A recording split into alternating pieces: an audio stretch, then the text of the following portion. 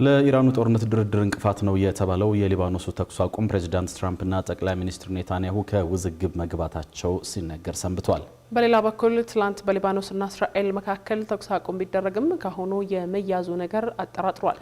የአሜሪካው ሕግ መምሪያ ምክር ቤት ትራምፕ ኢራንን እንዳያጠቁ የሚል አነጋጋሪ ውሳኔ ያሳልፏል። የእነዚህን ጉዳዮች ዜና ትንታኔ ግርማይ ከበደ አዘጋጅቶታል። አቤል አበበ እንደሚከተለው ያቀርበዋል።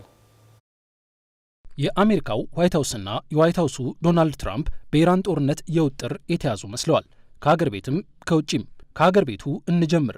በሀገር ቤት እነሱ ጋዞሊን ይሉታል። የነዳጅ ዋጋ ጭማሪ የታየው እንደ ዋዛ ተጀምሮ አራተኛ ወሩን በያዘው የኢራን ጦርነት ሳቢያ ነው። እንደውም ትላንት እንደተሰማው የአሜሪካ የሕግ መምሪያ እንበለው የሕዝብ ተወካዮች ምክር ቤት ፕሬዝዳንት ትራምፕ ከእንግዲህ በኢራን ላይ ተጨማሪ ወታደራዊ እርምጃ እንዳይወስዱ የሚያግደውን ውሳኔ 215 ለ208 በሆነ ድምፅ ወስኗል። ይህ በአብላጫው የአሜሪካውያንን የኢራን ጦርነት ተቃውሞ በተምሳሌትነት ያስረዳል እንጂ አተገባበሩ ብዙ ግልጽ ያልሆነው ሕግ እንዳልነው ኢራንን በተመለከተ በዋይት ሃውስና በፕሬዝዳንት ትራምፕ ላይ ተጨማሪ ጫና መፍጠሩ አይቀሬ ነው።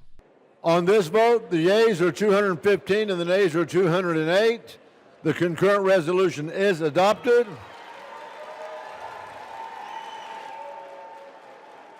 Without objection, the motion to reconsider is laid on the table.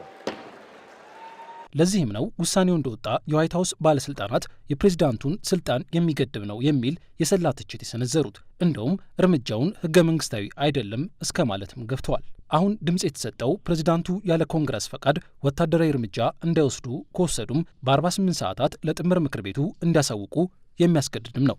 እናም ፕሬዝዳንቱ የኢራንን ጦርነት እንዲያስቆሙ አንድ ቁልፍ መሳሪያ ነው። የህግ መምሪያው ይህንን የፕሬዝዳንቱን የጦር ኃይል አጠቃቀም በእንግሊዝኛው የዋር ፓወር ህግ ከዚህ ቀደም 4 ጊዜ ሊያወጣው ሞክሯል። የህግ መወሰኛ ልንለው የምንችለው ሴኔቱም ቢሆን ተመሳሳይ ህግ ለማውጣት ሞክሮ ሙሉ ድምፅ ባለማግኘቱ ሳይወጣ ቀርቷል።